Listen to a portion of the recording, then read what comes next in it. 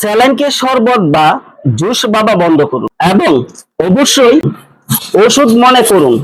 আজকে সোনাগাজীতে 21 বছর বয়সের একজন ছেলের রক্তে সোডিয়াম লবণ পেয়েছে 160, স্বাভাবিক হলো 135 থেকে 145। তার ইতিহাস থেকে জানা যায় পরশুদিন গরম বেশি লাগায় সে 3টি স্যালাইন একসাথে মিশিয়ে এক গ্লাসে খেয়েছে।